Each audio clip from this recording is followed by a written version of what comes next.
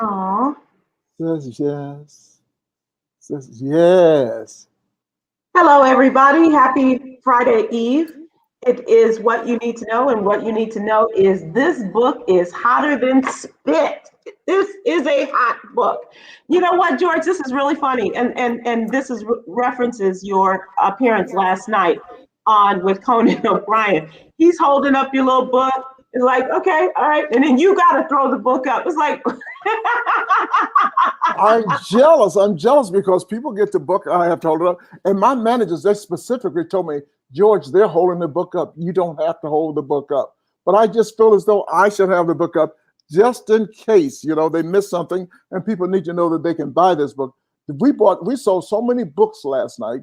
And how many books did you sell last night as a result of your one night appearance on with Conan O'Brien? On the Conan O'Brien show. And we sold thousands and thousands, and I guess I could sell more, Sybil, but I did not go with Amazon this time. Yeah. I went with straight with me to my fulfillment. I have my own fulfillment center. Self-published and self-fulfillment center and all that. Everything. Yeah. But the next book, when we do more BS and whatnot. More bull tweets. More bull. What did I say? Did I say BS? BS, yeah. More BT. More BT. More bull tweet. Next time, I'm gonna go to Walmart and some other stores and really and have a good time. So you'll be doing appearances and all of that on the road. That doesn't sell books anymore. People, you travel all over the world. It kind of hurts me. For me, I think I could be wrong. I go there and let's say 100 people show up. I spent $20,000 just to get there in the next location and the next location. So this media of what we're doing right now does a good job of selling the book. Certainly did last night, and good job. That was fun. And I don't watch Conan O'Brien that often, I must admit. You don't watch Conan? Oh my God! You never watch Conan? Is he listening? Is he here?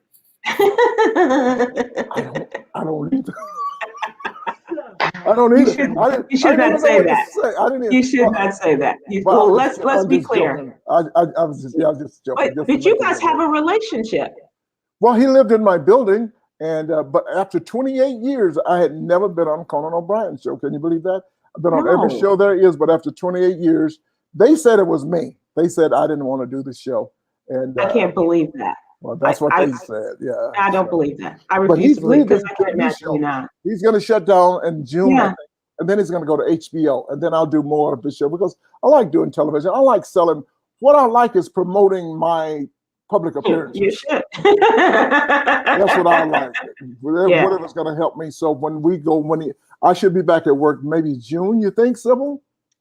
I'm hoping by the fall, George, that as they say that everybody will be vaccinated. Hold on a second. You just pushed me back to fall? I thought I was going to work in June, and now you just pushed me back.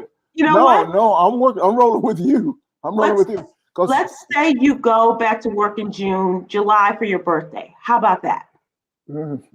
Hey, listen to me. I really don't want to go back too soon. I really don't want to go back too soon because I see a lot of people. You see what happened to Dave Chappelle and a few other comedians trying to do a good job. But the best job you can do is protect yourself. Try to stay safe, stay smart, stay at home, stay woke, and stay black.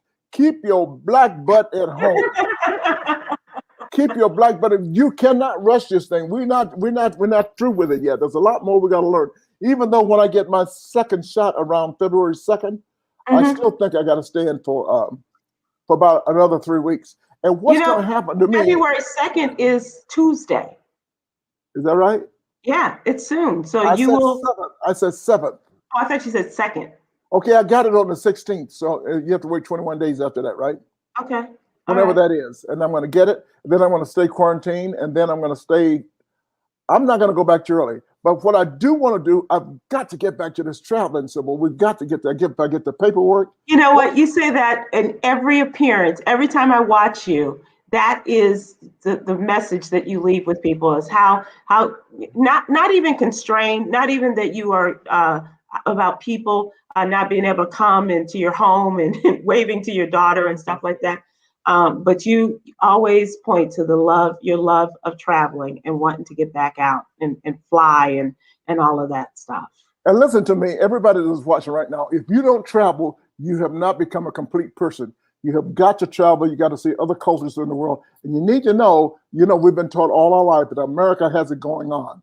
But you've got to know and you've got to travel. Other countries, they've got it going on too. And I hate to admit it. Now, I've never been to Russia, but I've been to Shanghai and I've been to China. These are communist countries. Several times, yeah.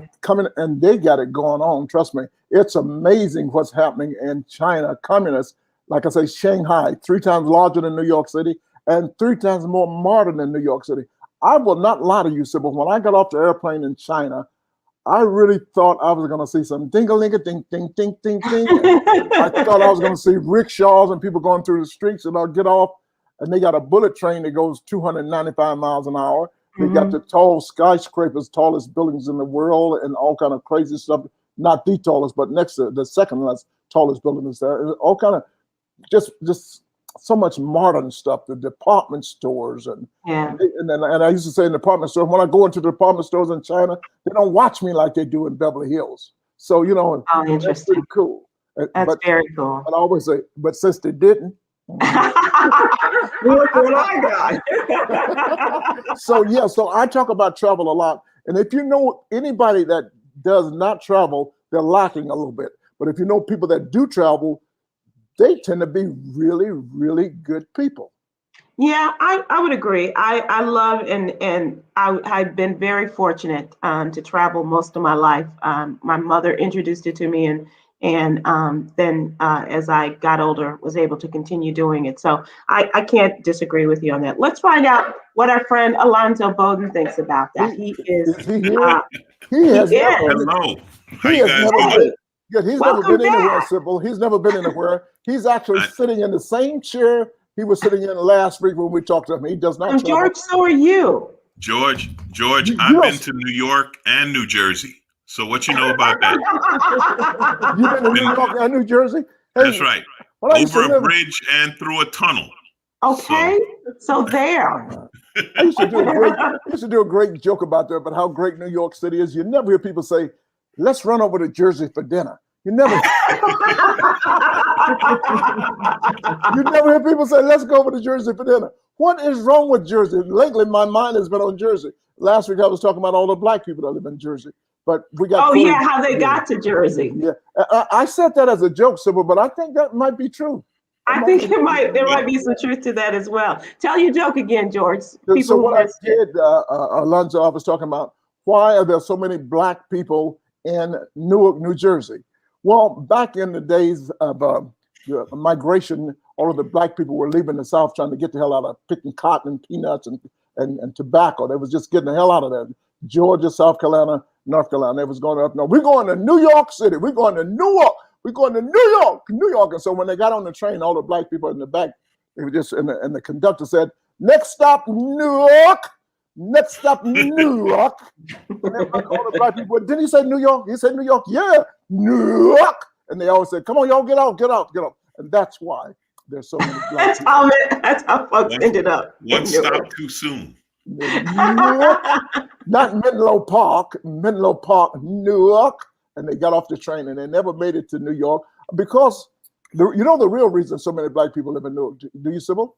No, sir. The cost of living. Oh, well, yeah, I guess that would be true. A lot of people, black people did make it in New York, but it was cheaper to live over in Newark. And that's and still, is that not still true? Oh, still totally true. It's a big difference. You got to make some money to live in New York City, I swear. That's why you live in New York, and the rest of us are probably living in Newark. I'm going to sell my place in New York because I'm not there enough, so I'm going to sell it. Oh, okay. And you can bunk at your best friend Seinfeld's house. I could do that if I wanted to, but if I sell my place, I can just stay at a regular hotel and write it off. Because I'm paying maintenance now. That's another thing in New York most people don't know about. If you buy a condo or a co-op in New York, you got to pay maintenance, and it's high as hell. And if you don't live there as your primary location, they charge you an extra 2.5% per month. Just add it on, just tack it on to your maintenance. So it's crazy living. It's just too much money there. Too much. I don't know. Here with you and Alonzo, lifestyles of the rich and famous. I don't know, George. You might want to slow down a little on that one, Sybil. You're talking to George. You notice I didn't have much to say on that conversation. If you notice when you were discussing the high-end New York real estate, I stayed kind of quiet. Alonzo, you did this. Yeah, exactly. I'm always quiet when George is talking about a house. Where he. Alonzo, No, I grew up there. I grew up in Queens, and I'll tell you how you know the difference between New York and New Jersey. You got to pay to go into New York, but you get to go to Jersey for free. That's right. Every bridge, every tunnel, it's like a cover charge. It's like getting into a club. Like you got to pay to come into this club, but then like Jersey, oh, that ain't nothing. Go ahead, drive to take the bridge. Alonzo, do you have great memories of growing up in Queens? I love living in LA. I've been in LA pretty much all of my adult life. I came here at 18, but growing up in New York is the greatest education you can get because you're in the middle of it. You know what I mean? Like we were talking about, I had my high school reunion a couple of years ago, and the high school I went to, aviation, we had, you name it, they were there, from Dominicans, Puerto Ricans, Colombians, Koreans, Chinese, Black, white, Jewish, like everybody, and we were like, how hard it would be to be a racist in New York? Like just walking down one block, you're like, look at that Black, look at that Chinese, oh man, I'm tired. What other, you run out of names. That one's Dominican. What you mean that one's Dominican and that one's Puerto Rican? There's a difference. Oh, damn it. What, Chinese, Korean, and Japanese? But that's in Queens. That's in Queens, Alonzo. Now, when you get over to Manhattan, Sybil, and you go uptown in Washington Heights area, you can see a Black man and say hello, and he has no idea what the hell you're talking about. You don't know what he's Black, Asian, not Asian, Black. Asian. Don't get into that, because when you say Black, it's like, all right, slow down. Now, is he Jamaican? Is he Haitian? Is he from somewhere in Africa? So the great thing about New York, right, is all of these cultures are there. Yeah. And even as a kid, when I was 14, I was commuting to school. I was on the bus and subway going to school the same way people go to work. So you're thrown right into it, and you're given this education of, and in New York, I just read a great article about this. It said in California, people are nice, but in New York, people are kind. And New York, and George, this is true. Now it's winter time in New York. A New Yorker will see a homeless guy on the corner and be, why your stupid ass don't have a coat? And then give him a coat. See, and that's being kind. In California, people will be, oh, that's, like we'll let you cross the street, right? If we're in a car, we'll stop the car and let you walk across the street, right? Now that's being nice. But in New York, the New Yorkers will stop. They will yell at you, and then they'll help you. So they'll be like, "Get your ass out the way. Are you all right?" It's and I love that article because that's very true. And I remember things like that in New York. New Yorkers will help you. Like we're all like, New York's a tough city, but most people are like, we're in this together. Right. And don't let somebody from somewhere else start something with a New Yorker, because then you got to fight the whole city. It's like that back page of the Daily News, right? Where you read that and some ball player, he missed the last shot in the game. Right. A pitcher gave up a home run, and they will talk about him like a dog. Right. He ain't no good. His mama ain't no good. His daddy didn't teach him how to play, blah, blah, blah. But then let someone from Boston say something and it'd be, oh, no. So I love that. I loved growing up there, and I'll always have a love for New York, but lifestyle, I like LA. And I ain't got George Wallace money. I ain't buying no. Yeah. Well, who does? Yeah. Well, listen, I looked at real estate in New York, and if I sold my house in LA, I could get a nice 1-bedroom apartment in New York. Wow. Honestly, that's the It's a difference major in price. difference. It's a major difference. Yes, it is. But what about the challenges in New York? The great thing about living in New York, like most people leave Georgia, leave all over the world to get to New York to be who they want to be, especially in the entertainment world. As the song says, if you can make it there, you can make it anywhere. And the challenges about the growth, you know, if you don't do it, that's the thing about New York City. If you don't do it, somebody else will. So that's why you got to be ready to go. And you got to be devoted, you got to be dedicated, you got to be determined, and you got to be another D word, but you just got to make it happen in New York. You got to be damn ready. That's it, damn ready. Okay. Well, you know, it's true what they say, right? If you can make it there, you can make it anywhere. I started my career in LA, but the first time I went to New York, I was like, now let's see if I'm funny in New York. New York funny. That was a big, to be accepted by the New York comics. And again, this is something that I feel really good about. And I love the New York comics because they're New Yorkers. They're tough. Yes. And they generally don't like LA comics because they think LA comics are TV comics. And the fact that they accept me, like the fact that in Georgia, you know what I'm talking about, I can sit at the table in the cellar. Oh, he can sit at the table. So, but do you know, can you explain her that every club has a table that you can or you cannot sit at? There's a table where that's where the comics sit. That's where you have to earn the right to sit at that table. You don't just come in and sit there and like if you're an open micer or just starting out or whatever, you can look at the table, walk by the table, but you don't sit at the table. And the fact that it's kind of like the 12 apostles, it's kind of like the Last Supper. You know, you don't belong at that table. Only a few people, and you just know this about the entertainers that are there. A few comedians, they can eat there for free, and that's their table. Now you said the cellar. That was one particular club, and the Comedy Cellar. It's down in the Village. The Comedy Cellar. That's the New York club that the comics all go to hang out and work out their material. And that's the place where you might see a comic you haven't heard of, and then the next three comics will be Dave Chappelle, George Wallace, and Kevin Hart.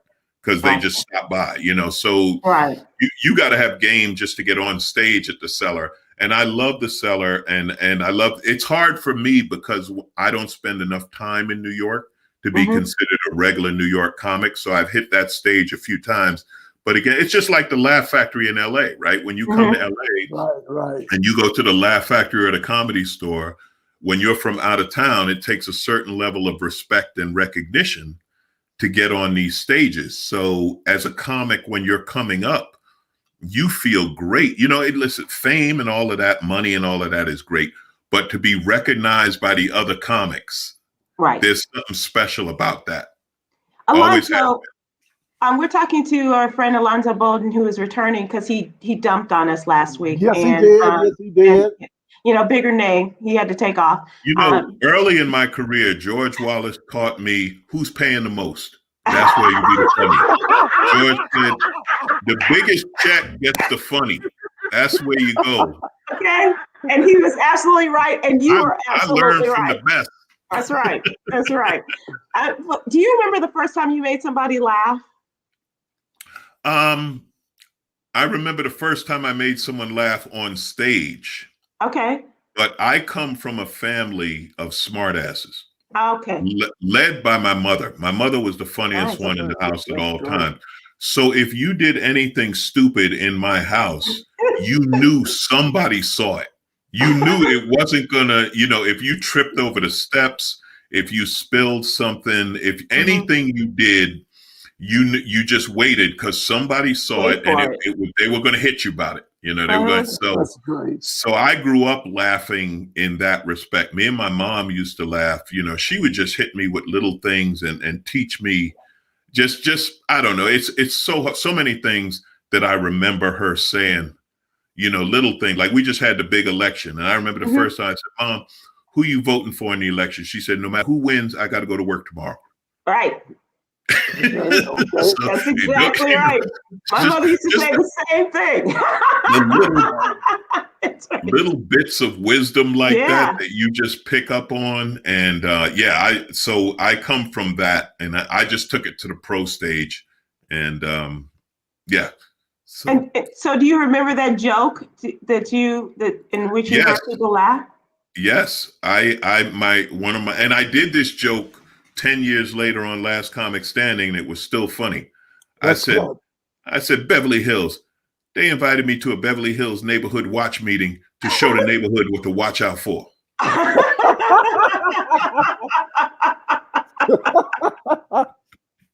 Well, that's amazing. Oh my God! So that's what we wanted, Alonzo. Now, Sybil, you need to know I did not tell you about Alonzo.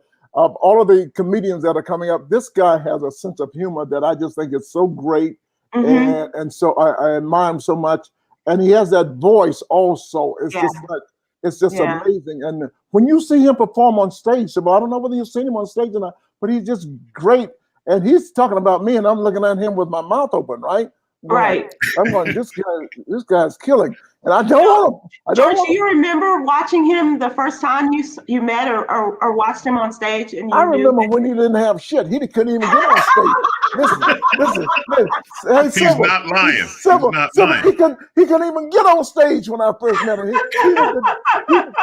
Sybil, he greeted me at the door. Said he just came from a watch event in Beverly Hills. Sybil, I was the doorman at the Laugh Factory. He's not kidding. I was the doorman, and they told me, and Jamie Masada, the owner of the Laugh Factory, told me, he said, that is Dr. George Wallace. We call him Dr. Wallace, and you treat him with the utmost respect. And it was years before I learned not to have any respect for him. He fooled me for years before I said, man, this guy ain't. But yeah, so he's right. He's not kidding. He knew me before I could get on the stage when I was just at the door watching, saying someday. And now wherever he is, I will make I will go to visit to see him work, because some people just admire you, you know. I mean, some people, you just admire how they work and their work ethics, and that's good. And he fell into a trap. Now, he brought his mom to my show, and but with the trap he's falling in, that he knows if you come to my show, any good comedian know I'm not doing the whole show. Why should I stay up there for 1 hour and I got this idiot in the audience that's funny enough? Bring his ass up on the stage and let him do 20 minutes of my time. Right. And he let you know, Sybil, you doing time, but I'm getting paid. That's right. But I will tell you this, Sybil, I lost my mom a few years ago, and one of the great memories we have. So my mom was a little old lady gambler. She was, you know, New York, they had those church buses to Atlantic City, which is kind of funny that all the gamblers meet at church to catch the bus to go to Atlantic City. But they would do that every month. But every year they went to Vegas for 1 week. So she was in Vegas. I went and picked her up, and George invited us to the show. And I will tell you, I never saw my mother laugh so hard, because she's from the South. She's from South Carolina. So when George started doing all of this stuff about the South and the Southern preachers and those crazy remedies they had, like you get a cold and you put kerosene on a sugar cube. And that craziness. Yeah. My mom, honestly, she loved that so much, because he took her home. He talked about the preachers, and she grew up with those preachers and everything else. And it was such a great night. And she would always ask me, how is George doing? She would always say, how George? And I said, so that was that's he's really humble sweet about it. George, Sybil, you know how George is. George is quiet about it. And George made that a very special night for her. He got her dinner at the restaurant. She sat in his box at the show, and then he worked me like a rented mule. So what we're talking about, to all of the viewers, we're basically talking about laughter and how much you can enjoy your life. And Alonzo and I are in the greatest business in the world. And Sybil, you hang out with us all over the world. Alonzo, you talking about you. I can't tell you the fun we've had, Alonzo. I can't tell. How do I say this, Sybil? I have never laughed so hard in my life than I have laughed with Sybil and her producer there, Yogi and Anthony Brown. There's another level of laughter y'all don't even know about. That we just get sick, we choke. We fall on the floor. Cry with just the tears, and just are just so great, and the memories that stay with us, and that is so very important. So what I'm saying to everybody, make sure you keep laughter in your life, no matter what you do. Even when you go to funerals, you got to laugh. You got to laugh it off.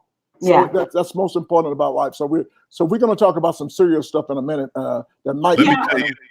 I want to jump in on that because we were talking about my mother, and you're talking about funerals. Yes. Now a funeral. She's from Dalzell, South Carolina, so that's all you need. Yeah, there you go. Mm-hmm. And they have a black funeral, and everybody just starts to perform. Oh Lord! Oh, it's too young, Lord. Too soon. Take me, Lord. Take me, Lord. My mother leaned over and said, "They're yelling, take me, but you don't see them jumping in that hole, do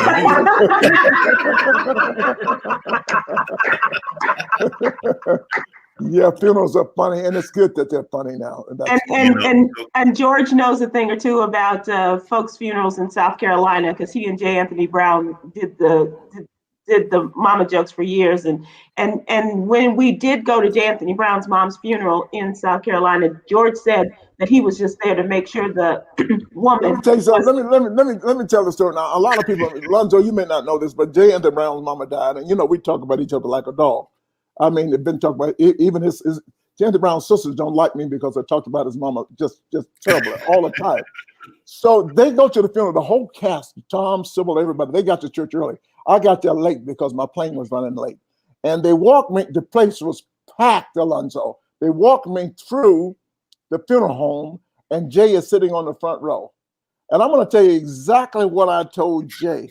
I walk by him, he sees me, and he goes, oh shit. And he sees me coming, and we walk right by the coffin. The coffin is here, the family is here. I walk up to Jay, and I bend over to Jay, and I says, I just came down here to make sure that bitch is dead. And he went off. He was laughing, and people go, what happened? What is it? I don't know what made me say that at the time. I know exactly what made you say that. It was that opportunity to give it to Jay one more time. You're right, though, George. It's the greatest relationship. The people you laugh with are the people you will always remember. Right? Yes. The people, those are the ones, and like you say, when you get together with certain people, there is another level of laughter because there's no rules, there's nothing off limit, and you know each other. You know each other backwards and forwards. So yeah, I love that kind of stuff. Yeah. Well, then you love to hang out with us, and we say that as nasty and as low as you can. The education that I have received from hanging out with these people over these many years, Alonzo, it's just nothing like what my mother paid all those dollars for me to go to school. Nothing. The education pales in comparison to all of that I learned before. I said that to say this, but Alonzo, we'll be right back. Right now, we have to go to our sponsor. Our sponsor today is Mofo Nuts. Mofo Nuts. Oh, nice. Mofo. These are hotter than a mo. Have you ever? And now we have new nuts coming out. We have salt pepper nuts that are coming out, and we got. I'm sure pretty soon there's going to be some lemon pepper nuts coming out. And so today's program is sponsored by Mofo, hotter than a Mofo nuts. That's J. Anthony Brown, and we also have the hot sauce. You also want to eat the nuts while you're reading this. Bullshit. While you're reading bullshit. Yes, so that's what it's all about. Also, the show today is brought to you by Aqua Velva. Aqua Velva. When's the last time have you had a fragrance of Aqua Velva? A splash. A splash. Oh, that smells so good. $3.49. Just great. And also today's show is brought to you by prunes. You need to. Oh, George. I guess I'm showing my age right now, but I think you already done that a time or two. Prunes and peanut could be hot. Ooh, that could be dangerous. That could be dangerous, George. So I need to take this off to another level and to a different story. We have received word this evening that the great Cicely Tyson has died. 96 years old. Did you love her or what? Oh my gosh. Fall in love with Cicely Tyson? I don't know if it was Miss Jane Pittman. I think it was probably the autobiography of Miss Jane Pittman was the first time I remember seeing her and being able to stay up late to watch that because my mother thought it was important enough for me to stay up and watch her in that particular role. How about but I got to meet her at Tyler Perry's studio opening. Really? And we were on the bus, the tram with her. And really, can I tell you, this young woman who was giving us the tour of the whole studio, all of the lots and what have you. And she would say things, okay, guys. And Miss Tyson would say, there are ladies on board too. Oh. And so but it was all very in loving spirit and encouragement. Okay. And this girl, she's like, when we got off the bus, she said, I never thought I would get critiqued by Cicely Tyson. She said, but it was the greatest moment of my life. Well, I fell in love with Cicely Tyson on the movie Sounder. She and Paul Winfield, was it Paul Winfield, I think? That was Paul Winfield. That was back in the Black exploitation of the movies. I thought she was excellent. That was an awesome movie. Day, and I saw her in the Tyler Perry. What's that movie called? Family or something like that. Yeah, Family. What was it? It was Family That Prays, maybe. I'm not sure if it was that one, but I do remember. And she, of course, he named one of the soundstages after Miss Tyson, really? And she was married to Miles Davis for a while, and Miles Davis's family. Yeah. And I knew that. I got to see her. I was lucky enough to see her and James Earl Jones on Broadway doing the Gin Game, which was amazing. It was absolutely amazing. And you're just watching. It's hard to describe when you see that kind of history on stage. You know what I mean? Those two on stage. And the great thing is, you're watching two greats who are on the same level. You know what I mean? So it was just absolutely amazing. And I'm a big jazz fan, so I knew her and Miles were married, and that was. There's great stories about the two of them because sometimes people recognize. I think famously, Lady Bird Johnson recognized Cicely Tyson and leaned over to Miles Davis and said, "And what do you do?"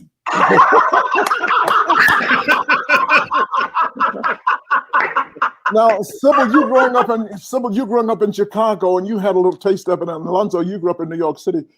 That was nothing like back in the day. Do you remember Black theater back in the day? How great it was to go. I saw Fences. I saw James Earl Jones in Fences. And I was sitting with a friend, and I said, "I can do that. I can do that." Really? Every time he made a move, he says, "I can do that." And then it got to a scene where he had to cry and snot and shit was coming out his nose. And she said, "Can you do that?" I said, "I don't think so," but I learned so much from them. You know, they did some award shows with Cicely Tyson and James Earl Jones. Oh, just great people. We saw her on Broadway as well. A Trip to Bountiful with Condola Rashad. So it was really interesting to see Condola Rashad, who is a brilliant young actress, and working on stage with Cicely Tyson, who was the greatest of the greats, right?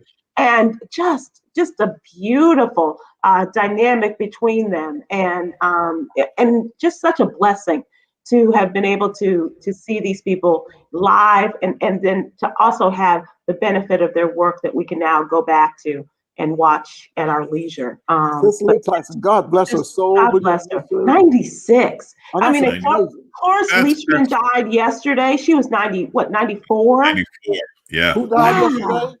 Cloris Leachman. Oh, yeah, man. So many. What's Mom Mabel's joke? What's Mom Mabel's joke?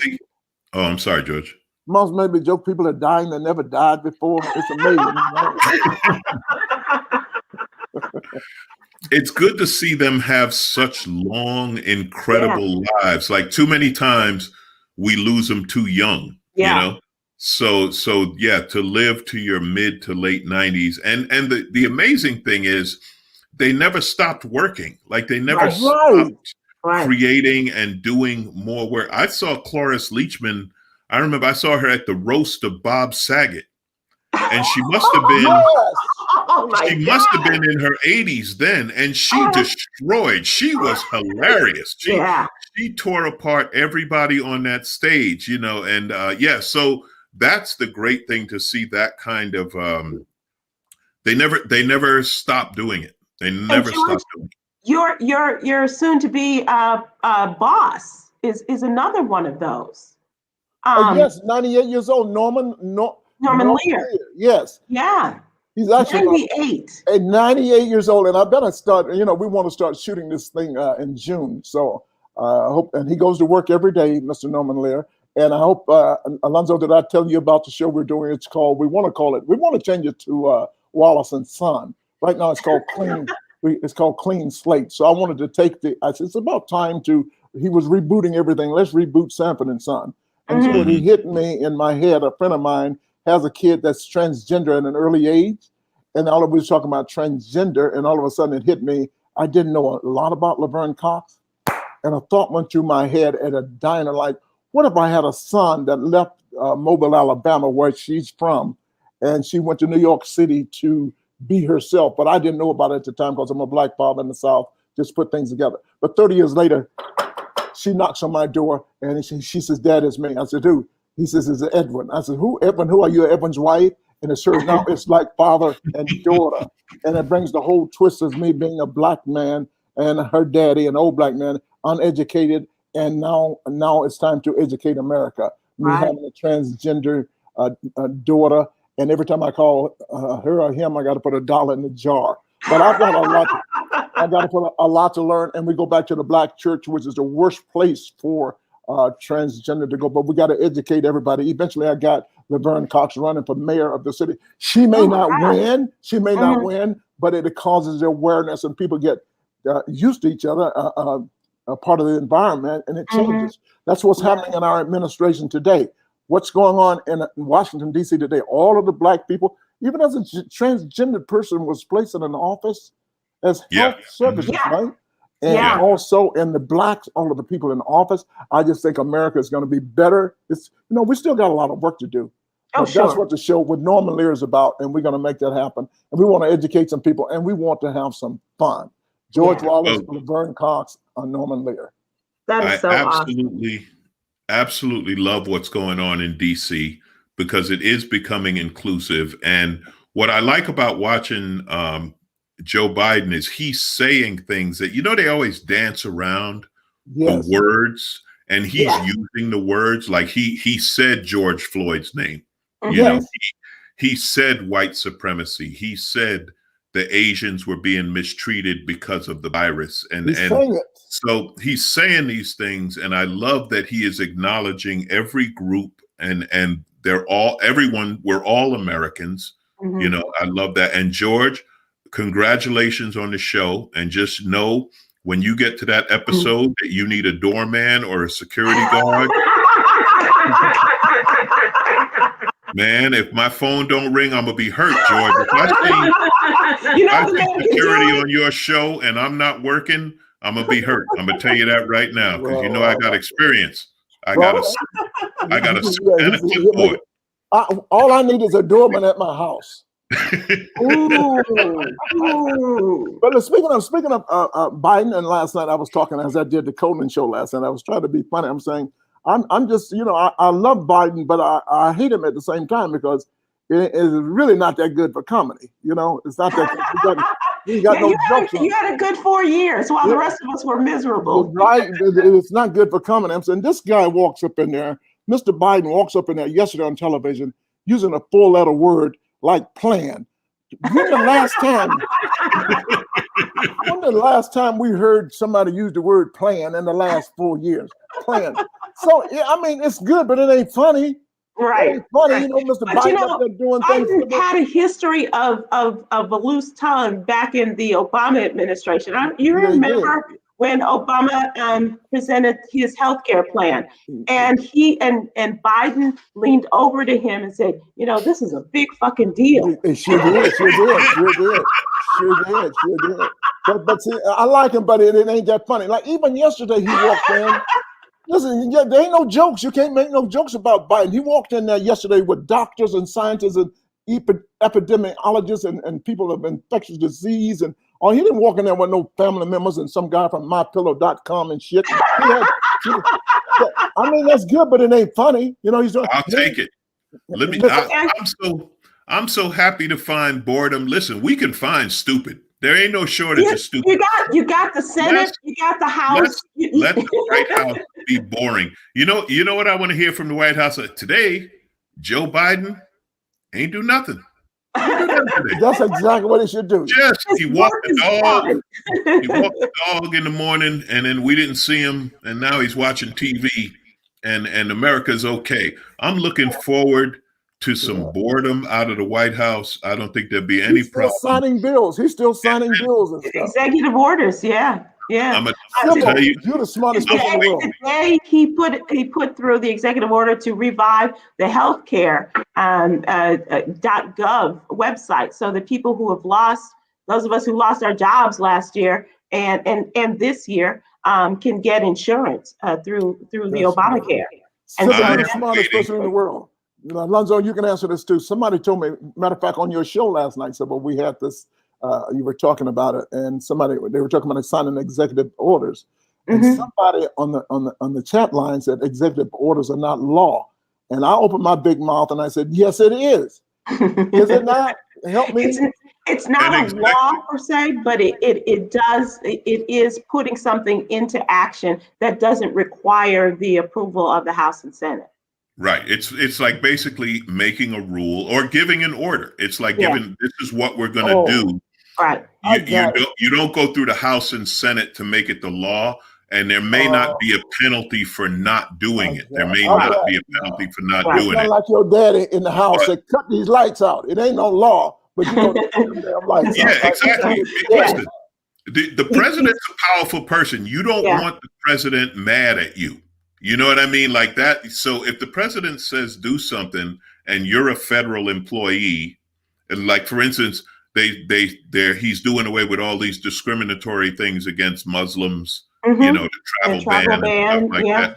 Great. So now, if you pull any of that stupid nonsense, discriminating against a Muslim trying to get on a plane or doing whatever in their ordinary lives, now you have to answer to the White House. And remember, the Attorney General, that's the representative of the White House. His job is find out what law you broke. Like, okay, now you broke the rule. Now we're going to find out what law you broke. But what I'm waiting for, and I know it's going to happen, is for one of these idiots at Fox News is going to say the wrong thing about Kamala Harris. Oh, yeah. And they're going to learn that Kamala Harris is a black woman. And there's lines you don't cross, just like with Michelle. They went in on Michelle for 5 minutes, and then Michelle had a talk with him, and they said, Barack, we're going to go after you. we're going to leave Michelle alone. Leave her alone. You didn't hear nothing. You heard about Michelle's arms for 1 week, and she stopped and said, what? And they said, we didn't say nothing. We ain't say nothing over here. So exactly. Yeah. It's a shame. It's a shame that that's where it is. Like, the bar is so low now. We're just like, just don't be an idiot. You know what I mean? Like you. One thing about Biden, you know how easy it is to be better than the last president. That's one thing. That's one thing. Like, you ain't got to. It's like, well, you're smarter than the last guy. Well, I can walk and chew gum, so I got that going for me. It is incredible, and I don't know, the Republicans. What's going on with that crazy one out of Georgia? She's out of her mind. Ted Cruz is spinning so fast trying to be on both sides. He don't know what the hell he's doing. And Mitch McConnell. You had the greatest tweet last week, Alonzo. Do you remember your tweet you did last week about? I retweeted it. About Ted Cruz. Do you remember that tweet? Which one did I say about? The one after the 21st. It was such a great day. All you need now. Oh, yeah. All I need after the inauguration, because, Cruz was at the inauguration acting like, and I said, all we need to make this day perfect is a couple of federal officers walking up and saying, Mr. Cruz, we need to talk to you. That's what we need. You know how they do it. They don't arrest you. They're just like, excuse me, we need to talk to you. That's we just need federal agents to be like, Mr. Cruz, would you come with us? We need to talk to you. That would have been the perfect end. I would love for them to do that. Absolutely. I could see it, and I want it to happen. He shaved off his beard like we ain't going to recognize him. Come on. Come on. There's so much ridiculousness on the Republican side. Now, Kevin McCarthy, who is the minority leader in the House, he's from California. He's in Florida. He's there for fundraisers and to talk to Donald Trump. Are you serious? Yeah. He's there anybody that goes to Florida, excuse me, y'all, but if you know anybody going to Florida, anybody going to Florida, anybody, and I got people going on vacations in Florida. What's the worst state in America? Florida. And well, California is a dangerous place right now, but Florida is full of the crazies, as you can tell. Yeah, they just added one to the list, you know. Yeah, and he's going in order to kind of curry favor with Donald Trump so that he can get his supporters when he runs, if he runs for president in 2024, to make sure that Trump isn't going to whatever happens with the impeachment or the censure. And a lot of people are getting in line right now, just like the crazy woman, the QAnon woman in Georgia. She's not getting the pushback that she should be for all of they put Trump out of a lot of people got rid of him and disbanded him for his products. Did they put him out of the AARP yet? We need him out of the AARP. We got to put ourselves in a position where this guy can never run. We can never run. We can never have him do anything. But he's got the power. I'm not too afraid of him establishing another party because that might break the Republican Party. Mm-hmm. We need that. We need that. And because we need to be big. But you haven't seen anything yet. We're getting ready to go stronger than ever. I saw Stacey Abrams on TV last night somewhere. Mm-hmm. We're getting ready to go stronger than ever. And we start voting already for the next 2 years. We're getting ready to make some changes up in here. And so people, it's time to vote. If you have not registered to vote, we haven't started talking about voting yet. No, but we are talking about it because we can't rest, right, Alonzo? And George, we cannot.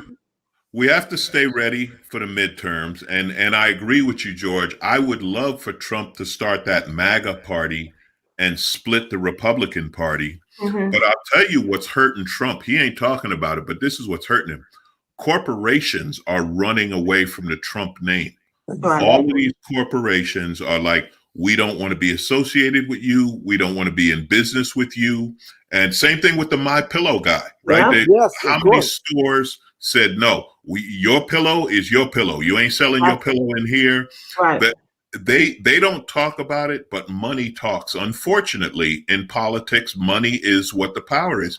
And these corporations and stores and businesses are pulling money away from the Trump name. And that's going to be what breaks him. And the other thing is, on a personal level, he hates that. You know what I mean? Like he hates, like his ego is so big, you know? Like I love the fact that the rich people in Palm Beach are saying, we don't want you here. Exactly. Like, that hurts him more than anything because he wants to be accepted by them. And they're like, no, we don't care how much money or who you were. We don't want you living on our block. You know what I mean? That hurts him more. So I'm loving every minute of it. You know, I'm tired of hearing his name, but it is kind of nice to watch it all crumble. I'm loving it all. I'm loving Dominion. I think they came out today. They're going to sue him for some $1 billion. They are filing suit, and that's the voting machine company. Yeah. They filed suit against Giuliani, and according to excuse me, I just want to say the great thing about them filing suit against Giuliani is he don't have any money. You see, like when you sue Trump, at least Trump has money. Giuliani's sitting out there like, I got $85. And I'm hard. I can't fight my own case. We're not sure how much money Trump has either right now because he's going down. People are pulling money away. How about his lawyer?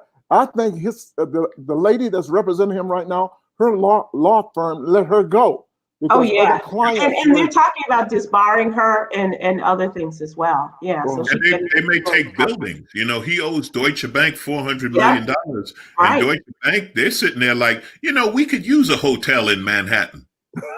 You know, they're also in Florida, not only New York City West Side taking his names off the buildings, but now in Florida they're taking his names off the residential buildings, and that's good. I want to see him go down. I want to see him just go down. I want him to go to jail. I want to see the worst things could happen for Trump. Our producer is saying that we can't talk bad about Florida because we do have some wonderful listeners and viewers in Florida. But let me ask you, Floridian viewers. We're not talking about them. Go ahead, Sybil. Explain it to them. A lot of beautiful people in Florida. Here's the thing about Florida, right? And anybody who's been to Florida knows that when you talk about Florida, even Florida will brag to you about Tampa and Orlando and Miami, but they don't talk much about that part in between. You ever been in the middle of Florida? That's who we're talking about. We're talking about when you're off in the Everglades, and nobody knocking Miami. Listen, we love Miami. I've had great shows and great times in Tampa, Orlando. We're not knocking Florida, but I'm gonna tell you how bad Florida's doing. Even the hurricanes are going to Louisiana. Even the hurricanes are like, I think we're just gonna go to Louisiana. One hurricane went to New Jersey. One hurricane, you know what? I'm gonna just go up to New Jersey. I can't hit Florida. They just a little. We're calling it a superstorm, but we're gonna just bypass. Yeah, I did a joke like that once, Alonzo, about the tornadoes. You mentioned tornadoes. 3 places a tornado will not go. A tornado will not go to rich neighborhoods like Beverly Hills. Never heard of a tornado going to Beverly Hills. And a Buckhead in Atlanta. Tornadoes never go here. Tornadoes never go. Home Depot. You should build your house next to Home Depot. I don't care how severe and bad the storm is. Home Depot is open tomorrow with the blue tarp and then whatever you need, Home Depot is open. And the number 3 place a tornado will never go. Cleveland. They just And we have some wonderful people in Cleveland. George, you went to school in Cleveland, didn't you? Tornado says tornado. Yeah, I went to school with tornadoes. Go, no, we gonna pass on Cleveland. Like, you know, I was in Cleveland. I will tell you, my first radio jobs were in the state of Florida, and some of the best times and the best people, and still friends to this day with a lot of folks there. But they are also the first to admit that the rules are different in Florida. Yeah. And the people are some of them are a little askew. And so, but they will admit that. So and for everybody listening, if you've never been to Florida, I'm going to tell you the best thing in Florida. Some people might think it's Disney World and might think it's a Sea World or whatever. But the best thing you could ever do for yourself in Florida, they got a grocery store there called Publix. Now, if you like fried chicken, no, this is serious. George, I've been to Publix for years. I've never had their fried chicken. Sybil, you got to be crazy. They put KFC out of business. Sybil, you never had their fried chicken? I've never had Publix fried chicken. The salad, the sandwiches. What do you call the sandwich you get at the deli? The deli, loaded. Publix is a grocery store like no other in the world. And it is, but I never had that. When you get the fried chicken, you will be coming back. You will be coming back, and you can get like 8 pieces for $7, $8. You know what I love, Sybil? This is why I love George Wallace, because when I came on your show, you guys were talking about traveling to some of the most beautiful cities in the world, Shanghai and all through Europe, and the amazing this and that. And what does George close with? You know who got the best fried chicken? You know who? See, that's what they call keeping it real. That's what they call keeping it real. Yeah, we can go to Shanghai and we can go to Europe, but if you want some fried chicken, you better get your ass to Publix down in Florida. Alonzo Bodden, you are absolutely right. And with that, George Wallace. Wait a second, Sybil, can we ask, can you guys come back next Thursday and we will talk about, you will be informed and you will be empowered. Today was about laughter, and maybe that's the way we should end the week, with laughter. I think we had some information, some empowerment, as well as a lot of laughter tonight. I love the discussion with you guys. Alonzo, please come back anytime. You're always welcome. Enjoy. All right, but next week I'm gonna be down in Florida. Sybil, you know why he's gonna be in Florida? They need a doorman. I'm gonna get the door at Publix. Okay. Right this way, sir. Right this way, sir. The deli counter is off of aisle 3. This has been a wonderful Thursday. We had so much in the news and your newsletter. Talk about your newsletter, Sybil, before we leave. And so, thank you, George. Please go to SybilWilkes.com and please subscribe to our free newsletter. Absolutely free. It'll cost you less than a bucket of chicken. And Alonzo, if you would, we would love to have you as one of our news crews members. If you go to SybilWilkes.com and subscribe, it is absolutely free. We do a lot of what I learned from Tom Joyner, which is to super serve the African American community. So all of our news and news items, including our health and wellness section, we have business and finance. And also we have added this year a section called Yogi's Jewels in our daily inspiration, which gets people their day starter. And today is sticks and stones may break your bones, and sometimes words do hurt. So please be nice. And you guys have been very nice to me and to our audience tonight. I really appreciate that. Be good to somebody. Sticks and stones, words do matter. Words so if you have nothing to say, words do hurt. So all you got to do is say to people, just go, good to meet you. Thank you. You know, and that's all you got to say. Absolutely. Thank you. I appreciate it. I've had a great time. This is a great show. I love this. Thank you so much. You did absolutely nothing. George, he held the door open for you beautifully as you came in. No. I held the door. I paved the way for his ass. Let's make that clear right now. But Alonzo, will you come back with us anytime that you're free? Absolutely, anytime. You know, I'm just a text away. I'll be happy to join you guys. Even if you're in Florida, we'll hook you up and get you on in Florida and bring that wait, Sybil. We're not. If he goes to Florida, we're gonna let that one go. We're not gonna talk to him in Florida. Okay, we're not gonna talk to him in Florida. Sybil, you know I'm in Florida because I be wiping chicken grease off. What's that next question? This is so good. Thank you so much. I love you. There's absolutely nothing you can do about it. Hey, everybody. Before we go, I do want to thank you all for listening. We will be back on Monday. Of course, our social activist, Coy Malone, will be here. And also want to send our thoughts and prayers to our dear friend, Mary Boyce, and her family, Aaron and Kobe. Very sad to report that Mary lost her husband this morning. Get out of here. And David Boyce was a tremendous member of our family, of our radio family. And so we thank you, David, for the memories and for being such a great guy and loving your wife and supporting her all these many years and giving us two beautiful babies to be a part of the Tom Joyner Morning Show family, Aaron and Kobe. I love you, Mary. I love you, Mary. I love you, Mary. Always been nice since day one. And heaven is a nicer place tonight because of David Boyce. So we thank you all very much. We wish you love, and we will see you all back here on Monday.